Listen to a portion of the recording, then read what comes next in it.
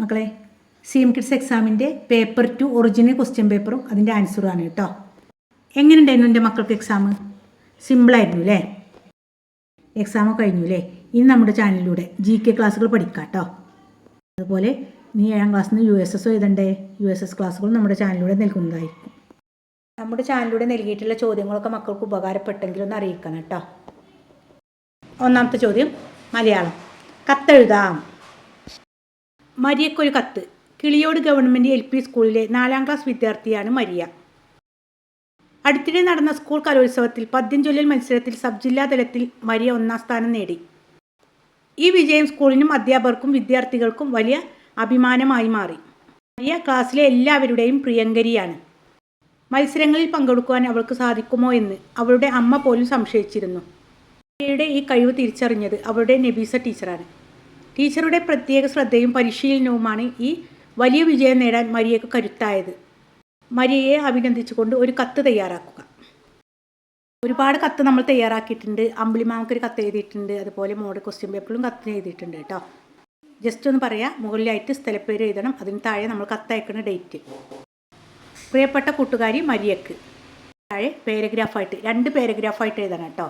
ഫസ്റ്റിൽ അവളുടെ വിശേഷങ്ങൾ ചോദിക്കുക, നമ്മുടെ വിശേഷങ്ങൾ പറയാം. അതിന് താഴെയായിട്ടാണ് അവളെ അഭിനന്ദിച്ചു കൊണ്ടുള്ള കത്ത് എഴുതേണ്ടത്. എന്തൊക്കെയുണ്ട് നിൻ്റെ വിശേഷങ്ങൾ? സുഖം തന്നെയല്ലേ? എനിക്കും ഇവിടെയുള്ള എല്ലാവർക്കും സുഖം തന്നെയാണ്.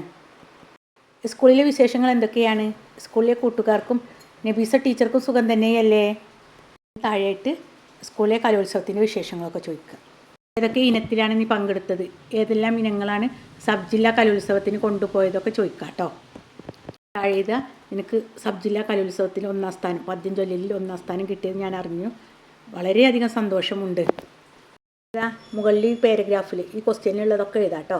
സ്കൂൾ ചരിത്രത്തിൽ ആദ്യമായിട്ട് നിനക്കാണല്ലോ സമ്മാനം കിട്ടിയതൊക്കെ വെച്ചിട്ട് എഴുതി ചേർക്കണം കേട്ടോ. 2 പാരഗ്രാഫായിട്ട് എഴുതണം. താഴെ എന്നാണ് നീ ഞങ്ങളുടെ നാട്ടിലേക്ക് വരുന്നത്? നീ കഴിഞ്ഞ പ്രാവശ്യം വന്നപ്പോൾ നല്ല രസമായിരുന്നു. അങ്ങനെയൊക്കെ കൂട്ടിച്ചേർത്ത് എഴുതാം കേട്ടോ. ഇഷ്ടം പോലെ എഴുതാണ്ട്. സബ് ജില്ലാ തലത്തിൽ 1ാം സ്ഥാനം നേടിയത് കൊണ്ട് നിനക്ക് അച്ഛനൊരു ഗിഫ്റ്റ് വാങ്ങി വെച്ചിട്ടുണ്ട്. നീ എന്നാണ് ഞങ്ങളുടെ വീട്ടിലേക്ക് വരുന്നത്? നീ അടുത്ത വെക്കേഷനിൽ എന്തായാലും വരണം, വരാതിരിക്കരുത്. ഒരുപാട് കൂട്ടിച്ചേർത്തിട്ട് എഴുതുക കേട്ടോ. 2 പാരഗ്രാഫ് വേണം, വൃത്തിയിൽ എഴുതണം. ലാസ്റ്റ് എന്ന് നിൻ്റെ കൂട്ടുകാരി. ഇതൊക്കെ നിങ്ങൾ എഴുതണം കേട്ടോ. ഞാൻ മാത്സിൻ്റെ ക്രിയകളൊന്ന് ചെയ്തു തരാം. 2 ഗദ്യരൂപത്തിലാക്കാം. താഴെ നൽകിയ കവിത വായിച്ച് ആശയം ചോർന്നു പോകാതെ പൂർണ്ണവാക്യങ്ങളാക്കി എഴുതൂ. നീയായിരുന്നോ? ഉച്ചയ്ക്കിവിടെ തനിച്ചിരിക്കെ വീശിയുറക്കി നീയായിരുന്നോ? തോട്ടുവക്കത്തൊരു കൈതപ്പൂക്കെ പൂമണം തന്നതു നീയായിരുന്നോ? പാട്ടുപാടുന്നൊരു ചില്ലകൾക്കു താളം കൊടുത്തു നീയായിരുന്നോ? നീലത്തിരകൾക്കു നൃത്തവേഗം കൂട്ടിക്കൊടുത്തതു നീയായിരുന്നോ? മേലേക്കുമേലേക്കുയർന്ന മേഘമാറാല തൂർത്തു നീയായിരുന്നോ? കാട്ടുതീയിൻ്റെ തുടുത്ത കൈകൾ കൂറ്റം കൊടുത്തു നീയായിരുന്നോ? എഴുതിയത് രാമകൃഷ്ണൻ കുമരനല്ലൂർ. എങ്ങനെ എൻ്റെ മക്കൾ എഴുതിയത്? എന്തിനെക്കുറിച്ചാണ് കവിതയിൽ പറയുന്നത്? കാറ്റിനെ കുറിച്ച്. ഉച്ചയ്ക്ക് ഇവിടെ ഒറ്റയ്ക്കിരിക്കുമ്പോൾ വീശിയുറക്കി നീയായിരുന്നു അല്ലേ കാറ്റേ? തോട്ടിനരികിലെ കൈതപ്പൂവിൽ നിന്നും പൂമണം തന്നത് നീയായിരുന്നു. മണം എന്നുള്ളടത്ത് ഇവിടെ ഗന്ധം എഴുതാം. തോട്ടിനരികിലെ കൈതപ്പൂവിൽ നിന്നും പൂവിൻ്റെ ഗന്ധം നൽകിയതും നീയായിരുന്നു. മക്കൾ ഒന്ന് എഴുതി നോക്കണം കേട്ടോ. English. Tom wished to participate in the food fest to be held at his school. He decided to prepare a mango milkshake. A question. List out of ingredients and the utensils. Appliances needed for preparing a mango milkshake. Tommy തൻ്റെ സ്കൂളിൽ നടക്കുന്ന food ഫെസ്റ്റിവലിന് പങ്കെടുക്കാൻ ആഗ്രഹമുണ്ടായിരുന്നു. അവനൊരു mango milk ഉണ്ടാക്കാൻ തീരുമാനിച്ചു. അടുക്കളയുടെ മേശപ്പുറത്ത് അതെല്ലാം തയ്യാറാക്കി വെച്ചു. മാംഗോ മിൽക്ക് ഉണ്ടാക്കാൻ വേണ്ട പാത്രങ്ങളും അതിൻ്റെ ഇൻഗ്രീഡിയൻസും എഴുതാനാണ് പറഞ്ഞിട്ടുള്ളത്. അതായത് ആവശ്യമായ സാധനങ്ങൾ: മാംഗോ, ഷുഗർ ആൻഡ് മിൽക്ക്. വേറെ എന്തെങ്കിലും വേണോ? എന്തെങ്കിലും ഒന്ന് ആഡ് ചെയ്യണം കേട്ടോ. പാത്രങ്ങൾ എന്തൊക്കെയാണ് വേണ്ടത്? ഒരു ബൗള്, ഗ്ലാസ്, സ്പൂണ്, മിക്സിയുടെ ജാർ. ഇനി B help Tom prepare A recipe for making the mango milk shake. Mango milk shake ഉണ്ടാക്കാൻ ടോമിനെ സഹായിക്കാനാണ് പറഞ്ഞിട്ടുള്ളത്. എങ്ങനെ എഴുതാം? നമ്മുടെ സ്റ്റോൺ സൂപ്പിലുണ്ടല്ലേ കേക്ക് ഉണ്ടാക്കുന്ന പ്രിപ്പറേഷന് എഴുതിയിട്ടുണ്ടാവുമല്ലോ അല്ലേ. 4ാമത്തെ ക്വസ്റ്റ്യൻ മാത്സാണ്. അതിലേ ഒരു കച്ചവടക്കാരൻ 300 രൂപ വിലയുള്ള 16 കുടയും 80 രൂപ വിലയുള്ള 60 മഴക്കോട്ടും വിറ്റു. ആകെ എത്ര രൂപ കിട്ടി? 300 ഗുണിക്കണം 16, 80 ഗുണിക്കണം 60. 2 ഗുണിച്ചാൽ നമുക്ക് 4800 കിട്ടും. 4800 പ്ലസ് 4800 സമം 9600. ആകെ എത്ര രൂപ കിട്ടി? 9600 രൂപ. അതിൽ ബി ക്വസ്റ്റ്യന്, റഷീദ് ഇതേ കടയിൽ നിന്നും 2 കുടയും 2 മഴക്കോട്ടും വാങ്ങി. അയാൾക്ക് എത്ര രൂപ ചിലവായി? വില എത്രയാണ്? 300 രൂപ. 2 ഗുണിക്കണം 300. ഇനി മഴക്കോട്ട് 80 രൂപ വിലയുള്ള മഴക്കോട്ടാണ്. അതിൽ 2 ഗുണിക്കണം 80, 160. ഇനി ഇത് രണ്ടും പാടെ പ്ലസ് ചെയ്യുക. ആൻസർ എത്ര കിട്ടും? 860. റഷീദിന് ചിലവായ തുക 760. ഇനി അടുത്ത ചോദ്യം സി. അമല 99 രൂപക്ക് 3 നോട്ട് ബുക്ക് വാങ്ങി.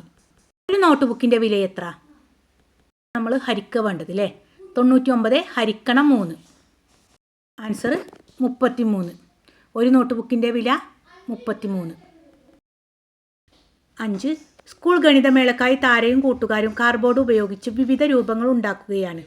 അവരുടെ കയ്യിലുള്ള കാർഡ്ബോർഡിൻ്റെ ചിത്രം നോക്കൂ.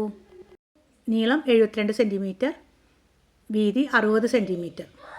ഇനി അതിലെ ക്വസ്റ്റ്യന്, ഇതിന് ചുറ്റും ഒട്ടിക്കാൻ ആവശ്യമായ കമ്പിളി നൂലിൻ്റെ നീളം എത്ര എന്ന് ചോദിച്ചാൽ ആകെ നീളം, അതായത് അതിൻ്റെ ചുറ്റളവാണ് കാണേണ്ടത്. അതായത് നീളം പ്ലസ് നീളം പ്ലസ് വീതി പ്ലസ് വീതി. 72 പ്ലസ് 72 പ്ലസ് 60 പ്ലസ് 60. ആൻസർ 264 കിട്ടും. കമ്പിളി നൂലിൻ്റെ നീളം സമം 264. ഈ ബി ക്വസ്റ്റ്യന്, 50 സെൻറ്റിമീറ്റർ 20 സെൻറ്റിമീറ്റർ വലിപ്പമുള്ള കാർഡ്ബോർഡിൽ നിന്നും മീര 20 സെൻറ്റിമീറ്റർ നീളമുള്ള സമചതുരം മുറിച്ചു മാറ്റിയ സമചതുരത്തിന് ചുറ്റും കളർ ടേപ്പ് ഒട്ടിച്ചു. എത്ര നീളത്തിലാണ് ടേപ്പ് ഒട്ടിച്ചത്? നമുക്ക് തന്നിട്ടുള്ള ചതുരത്തിന് 50 സെൻറ്റിമീറ്റർ നീളവും 20 സെൻറ്റിമീറ്റർ വീതിയുമാണ്. 50 സെൻറ്റിമീറ്ററിൽ നിന്നാണ് 20 വെട്ടിയെടുക്കേണ്ടത്. അപ്പോൾ 4 വശവും 20 ആയിരിക്കും. 4 ഗുണിക്കണം 20. Answer 80 centimetre. ഇനി അതിൽ സി ക്വസ്റ്റ്യന്, സമചതുരാകൃതിയിലുള്ള കാർഡ്ബോർഡിന് ചുറ്റും ഒട്ടിക്കാൻ 100 സെൻറ്റിമീറ്റർ നീളമുള്ള നൂല് വേണമെങ്കിൽ ഈ കാർഡ്ബോർഡിൻ്റെ ഒരു വശത്തിന് എത്ര സെൻറ്റിമീറ്റർ നീളമുണ്ട്? ചതുരാകൃതി തന്നിട്ടുള്ളത്. അപ്പോൾ മക്കൾ സൈഡിലായിട്ട് പെൻസിൽ കൊണ്ട് ഒരു സമചതുരം വരയ്ക്കുക. 100 സെൻറ്റിമീറ്റർ എന്നാൽ അതിൻ്റെ ആകെ നീളമാണ്, അതായത് അതിൻ്റെ ചുറ്റളവ്. അപ്പോൾ 100 ഹരിക്കണം 4. ആൻസർ എത്ര കിട്ടും? 100ൽ 4 25 പ്രാവശ്യം. ആൻസർ ഒരു വശത്തിൻ്റെ നീളം സമം 25 സെൻറ്റിമീറ്റർ. ഇനി ഇ വി എസിൻ്റെ ക്വസ്റ്റ്യന്, അതിലേ വായുവിന് ഭാരമുണ്ട് എന്ന് തെളിയിക്കുന്ന ഒരു പരീക്ഷണം രൂപകൽപ്പന ചെയ്ത് പരീക്ഷണക്കുറിപ്പ് തയ്യാറാക്കുക. ഇത് ഞാൻ ആൻസർ ചെയ്യണില്ല. ഇതേ ചോദ്യം വെച്ചിട്ട് 2 ക്വസ്റ്റ്യൻ പേപ്പറിൽ ആൻസർ ചെയ്തിട്ടുണ്ട്. എല്ലാ മക്കളും എഴുതിയിട്ടുണ്ടാവും എനിക്ക് ഉറപ്പാണ്. സിമ്പിളാണ്, പക്ഷേ നമ്മൾ അതുപോലത്തെ വേറെ മോഡലാണ് ചെയ്തിട്ടുണ്ടായിരുന്നത്. പക്ഷേ ഈ ചോദ്യം നമ്മൾ ഇതന്നെ ആൻസർ ചെയ്തിട്ടുണ്ട്. ഇതിൽ ലക്ഷ്യം വായുവിന് ഭാരമുണ്ടെന്ന് തെളിയിക്കുന്നതിന് പിന്നെ ആവശ്യമായ സാധനങ്ങൾ അല്ലെങ്കിൽ സാമഗ്രികൾ എന്തൊക്കെ നമ്മൾ ഉപയോഗിച്ചിട്ടുണ്ടായിരുന്നത്? ബലൂണ്, പേപ്പർ ഗ്ലാസ്, പയർമണികൾ, നീളമുള്ള വണ്ണം കുറഞ്ഞ വടി, നൂല്. ഇനി പരീക്ഷണക്രമം, നീളമുള്ള വണ്ണം കുറഞ്ഞ വടിയുടെ 2 അറ്റത്തും ഒരു വശത്ത് പേപ്പർ ഗ്ലാസും മറ്റേ വശത്ത് ബലൂണും കെട്ടിത്തൂക്കുക.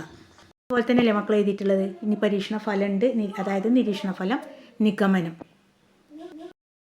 ഫുള്ളായിട്ട് പറയണ്ട അല്ലേ, മക്കൾക്ക് എല്ലാവർക്കും 3 മാർക്ക് കിട്ടിയിട്ടുണ്ടാവും. ഇനി ബി ക്വസ്റ്റ്യന്, വായുവിന് ശക്തി ഉണ്ടെന്ന് തെളിയിക്കുന്ന 2 സന്ദർഭങ്ങൾ നിങ്ങളുടെ ജീവിതത്തിൽ നിന്ന് കണ്ടെത്തി എഴുതൂ. 1, കളിപ്പങ്ക കയ്യിൽ പിടിച്ചോടുക. അപ്പോൾ കാറ്റിൻ്റെ ശക്തിയിൽ പങ്ക് കറങ്ങുന്നതായി കാണാം. അതുപോലെ മറ്റൊന്നാണ് കാറ്റാടി യന്ത്രം, അതിൽ നിന്ന് വൈദ്യുതി ഉൽപ്പാദിപ്പിക്കുന്നുണ്ട്. ഓക്കെ, ഇത് മക്കളെല്ലാവരും ലൈക്ക് ചെയ്യാൻ മറക്കരുത് കേട്ടോ. Thanks for